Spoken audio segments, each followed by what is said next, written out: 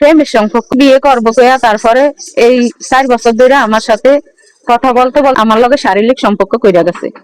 এখন কো কত না, এখন আমার কান্না নিয়ে আনতেন দেখে ভালো দিছে, অনেক নির্যাতন করছে স্যার।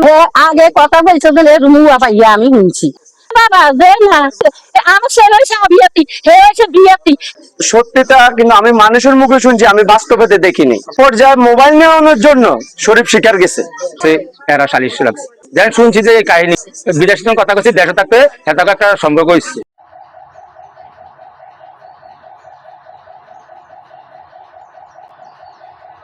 বিয়ের দাবিতে প্রেমিকের বাড়িতে অবস্থান আর না মানলে আত্মহত্যার হুমকি। চাঁদপুরের ফরিদগঞ্জ উপজেলার গাবদেরগাঁও গ্রামে বিয়ের দাবিতে প্রেমিকের বাড়িতে অবস্থান নিয়েছেন লাকি নামের এক নারী। লাকির অভিযোগ, বিয়ের আশ্বাস দিয়ে প্রেমিক শরীফ তার সঙ্গে শারীরিক সম্পর্ক গড়ে তোলেন, কিন্তু এখন তিনি বিয়ে করতে অস্বীকৃতি জানাচ্ছেন। গণমাধ্যমের সামনে লাকি বলেন, আমি প্রতারণার শিকার, আমার 2 কুল গেছে, এখন বিয়ে না করলে আমি ফাঁসি দেব। জানা যায় তারা একে অপরের প্রতিবেশী। শরীফ প্রবাসে যাওয়ার আগে তাদের মধ্যে প্রেমের সম্পর্ক গড়ে ওঠে, যা পরে শারীরিক সম্পর্কেও রূপ নেয়। শরীফ অবিবাহিত হলেও লাকি একজন বিধবা এবং 2 সন্তানের জননী। ঘটনার খবর ছড়িয়ে পড়লে শরীফের বাড়িতে উৎসুক জনতার ভিড় জমে। ঘটনাস্থলে পুলিশ ও গণমাধ্যম কর্মীরাও উপস্থিত হন। এই সময় লাকি স্বেচ্ছায় নিজের দাবির পক্ষে ঘটনার বিস্তারিত তুলে ধরেন। শরীফের সাথে আমার আজ 4 বছর ধরে রিলেশন চলতে আছে। হ্যাঁ প্রতিদিন আমার রাত্রে বলতো আমি হেগো বাড়িতে আইতাম, আমি কিছু না আমি আসবো না, তুমি আমারে কিভাবে নিবা সেটা তুমি ভালো জানো। আমি বিয়ে করবো কইয়াই তো আমারে ফান্দ ফেলাইছে। 4 বছর ধরে আমার সাথে কথা বলতে বলতে বিদেশ যাওয়ার আগে আমার লগে শারীরিক সম্পর্ক কইরা গেছে।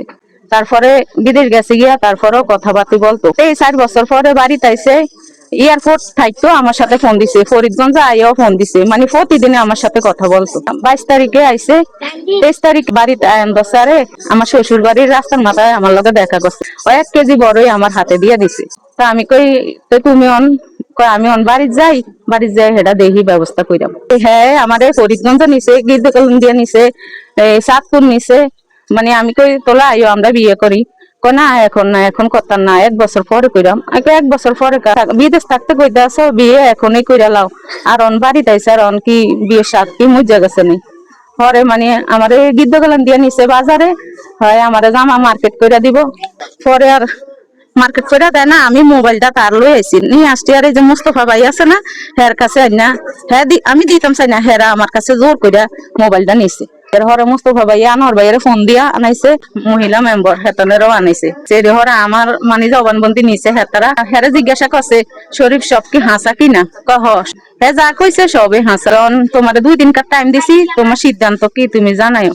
এটা কইছে আর হ্যাঁ নাকি আছে, ঠিক আছে 2 দিন কার টাইম দিছে, তাহলে আমার মোবাইল দিয়া দেন। আমি কইছি না ভাই আপনারা মোবাইলটা দিবেন না, ওরে মোবাইলটা দিলে কিন্তু যাইবে গিয়া এটা অগমান আনছি। মানে আজ 4 বছর ধরে আমি হের লগে কথাবার্তা বলি, হ্যাঁ আমারে বিয়া করবো কইরা আশ্বাস দিছে, এখন অন কয় বিয়া করতো না। তখন অন্য অন্য এলাকার যে মেয়ে চায়। পরে মঞ্জি আছে না মেম্বার, আর ওই মুস্তফা ভাইয়ে হুদ্দানে হেতারা হুদ্দান মোবাইলটা দিছে। আরে সেদিনকার রাত্র আমার সাথে কথা বলছে, কয় আয় তোলা আমরা দুজনে মিটমাট কইরা লাই। আমি তোলা আইও আমরা তোলে বিয়ে শাদী কইরা তারপরে এলাকায় একদম ঠান্ডা হয়ে যাইব, বিয়ে করলে কেউ কিছু করতে পারতো না। স্বামী মারা গেছে, আমার স্বামী হাজবেন্ডের বাড়ি এই যে হাজি বাড়ি খুলে আমারে বলছে বিয়ে শাদী করবো। অন্য অন্য ভালো ভালো ফ্যামিলিতে না আমার সম্বন্ধ বাদ আইছে, হ্যাঁ শুধু মানা করে দিছে, আমি বিয়ে বইতাম না, হের কাছে বিয়ে বইতাম। স্যার হ্যাঁ তো দেখছে আমি এলাকার বাচ্চা, আমিও জি এখন কো কত না, এখন আমার জি বিয়ের দাবি দাবি লিয়েছে। ওই জন্য মোবাইলটা নিছে না, হয়তো কইছে বই বোঝো নিয়ে না, বুঝেনি এলাকার মানে কোনো লোক সবাই মিলে বসবো, হ্যাঁ স্যার হ্যাঁ বসতো না। আনোয়ার ভাই আছে, মুস্তফা ভাই আছে, ওই মঞ্জি আছে, মঞ্জি মেম্বার, হ্যাঁ হরে দোকানের দ্বারা আরো লোক আছে, সবাই মিলে হ্যাঁ মা আর হ্যাঁ কাকি আর হ্যার বই নিয়ে আনে, হ্যার বই নিয়ে আমার টাইম না নিয়ে আনতে নেই, সেই দিকে ভালিয়ে দিছে।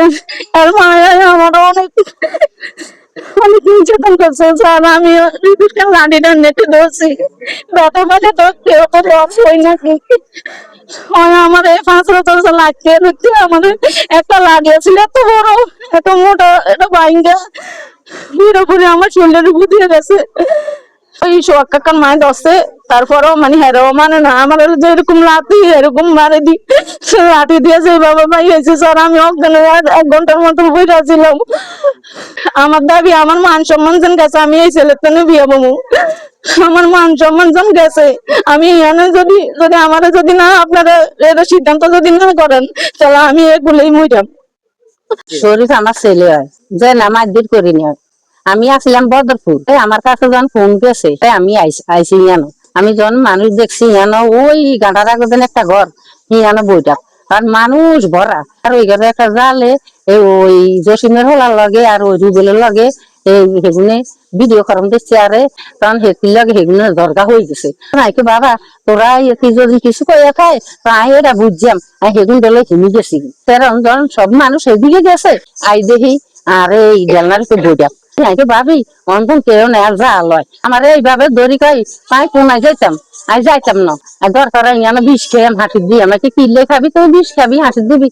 ইয়া কিছু শরীফে আর লগে কথাবার্তি কয়, শরীফে আমার বিয়া করবো বিদেশে নাইলে শরীফে আমি নাইরি চাইতে আছি, তাহলে শরীফে তুললে এনা বাড়িতে।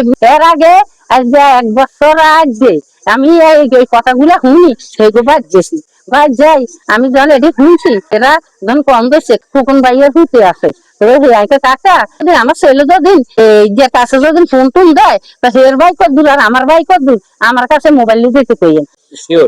আগে কথা বলছে রুমুয়া পাইয়া আমি শুনছি এ পর্যন্ত হে আমার একদিনও জানানো আমার দিয়ে আছে ওই হে দিয়ে মোবাইল দেখে রাখিয়ে যে যারা ফোন দিছে রুমে রুম ইয়া করছে শরীফে আনলগে কথা কয়। না না না আমি এসব কথা ইয়া নাই না যায় না যায় না বাসে না আমার রক্ত চাইতে ফেলবে বুঝলেন। আমি সুলার কাটা দেখছি তুই তরকারি খেলে তুইছি বলে না উঠ দিলে হাওনে না এই ফুটতে বিলে মুখ দিছে। আমার নাম মোহাম্মদ মোস্তফা কামাল। আমি রূপসভাতে আসার পরে দেখি উনি আমাদের বাড়িতে বসে আছে, ঘরের ভিতরে ঢুকছি আর উনি আমারে পায়ে ধরে কান্দা শুরু করছে। কয় আমি জসিমের বউ, চাই আপনি মুখ খুলেন, উনি বোরকা আছিল। কয় আমিও মুখ জসিম। তো ঠিক আছে আমি চিনছি, তো কি লেগে আইছেন? আপনি জানেন না আমি শরীফের লগে সম্পর্ক, আমি এই ব্যাপারে জানি না। তখন আমি ওনার মোবাইলটা এক পর্যায়ে করে জোর পড়বে আমি আমার ওয়াইফ মোবাইলটা নিয়ে নিছি। রাত্রে আমরা একটা সমাধা পর্যায়ে গেছি, ধরেন আমরা বইমো ঈদের 1 দিন 2 দিন পরে এটা বই একটা সমাধা দিব। তখন সমাধা দেওয়ার আগে উনি এই বাড়িতে বসে গেছে, কিন্তু আমি মানুষের মুখে শুনছি, আমি বাস্তবেতে দেখিনি। মোবাইলটা উনার থেকে আমি জব্দ করে নিছি। উনার মোবাইলটা আবার উনার সাজেশনে উনার সাজেশনে মোবাইলটা আমরা দিয়ে দিছি। উনি আগে আসছে, যখন আমি বাজার থেকে গান্ডারগো আসি তখন শরীফ আমাদের সাথে আসছে। না এটা রং আসার পরে তোমার লগে গান্ডারগো খাওয়া হয়েছে। উনার মোবাইলটা আমি আমার ওয়াইফ মোবাইলটা জব্দ করে নিছি, আমার ওয়াইফের কাছে মোবাইলটা রাখি দিছি, শরীফের মোবাইলটা। তখন আমি দেখছি যে পরিস্থিতি দুজনের একটু জর্গার পরিস্থিতি চলতেছে। স্বাস্থ্য বোন উনারে ফোন দিছি, আনোয়ার হোসেন সজীব ভাইরে ফোন দিছি। শরীফের কাছে জিজ্ঞাসা করছি রাত্রে, শরীফ এক পর্যায়ে মোবাইল নেওয়ানোর জন্য শরীফ স্বীকার গেছে। শরীফের মোবাইলটা উনার কাছ থেকে নিছি, শরীফের মোবাইল উনার কাছে আসছে, ওনারা দুজন গিদ্দলান দিয়া গেছে। শরীফ কি উনারে ফোন করে নিছে নাকি উনি গেছে তা আমি সঠিক জানি না, কিন্তু শরীফের সাথে দুজন একসাথে আইছে, একে গাড়ি দিয়ে আইছে। খোরশেদ ভাই কই? খোরশেদ ভাই এর গাড়ি দিয়ে শরীফ স্বীকার করেছে। আমার নাম খোরশেদ আলম, আমার বাড়ি আজিবাড়ি গ্রামে গাবদের গাঁও। দর্শন বিয়ে করা হলে দীর্ঘদিন বিদেশ ছিল, বিদেশ থাকা অবস্থা সে এন্টাকেল করছে আজ থেকে 6 বছর আগে। সামনে 2.5 থেকে 3 বছর আগে একটা শরীফের লগে একটা সমস্যা হয়েছে। ওই যে কি এর লগে আসা যাওয়া করে কোনো যোগাযোগ বাড়িতে একটা সালিশ হয়েছে, ওই সালিশে আমরা গেছি। শুনছি যে এই কাহিনী মোবাইলে কাহিনী যে শরীফে লাঠির লগে কথা কয়, বিদেশ কথা কইছে, দেশে থাকতে সেটাকে একটা সম্পর্ক হয়েছে। শরীফের মা আসছিল সেখানে, শরীফের ভাই আসছিল, শরীফ ভাই বোনরাও আসছিল বা বাড়ির মানুষও আসছিল। তারপরে শরীফের মারা ওয়ালিং দেওয়া হয়েছে, শরীফ যেন দ্বিতীয়বার এতে কথা না কয়। অন্যদিকে ঘটনার পর থেকেই শরীফ পলাতক।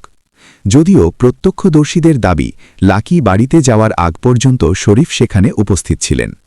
শরীফের মা এই সম্পর্ক মেনে নিতে নারাজ। এদিকে স্থানীয়দের বক্তব্যেও তাদের মধ্যে সম্পর্কের বিষয়টি উঠে এসেছে। ঘটনাটি এলাকায় ব্যাপক চাঞ্চল্যের সৃষ্টি করেছে। সামাজিক যোগাযোগ মাধ্যমেও চলছে তুমুল আলোচনা। কেউ বলছেন এটি অনৈতিক সম্পর্কের পরিণতি, আবার কেউ বলছেন দ্রুত সমাধান না হলে বড় ধরনের দুর্ঘটনা ঘটতে পারে। এখন প্রশ্ন একটাই, এই সম্পর্কের শেষ কোথায়? সমাধান হবে নাকি বাড়বে আরও বিপর্যয়? মানে বিয়ে করবো কইয়াই তো আমারে মানে হ্যাঁ ফান্দ ফলাইছে। বিদেশ যাওয়ার আগে আমার লগে শারীরিক সম্পর্ক কইরা গেছে, তারপরে বিদেশ গেছে গিয়া তারপরেও কথাবার্তা বলতো, প্রতিদিন আমার সাথে মোবাইলে 24 ঘন্টা আমার সাথে কথা বলতো।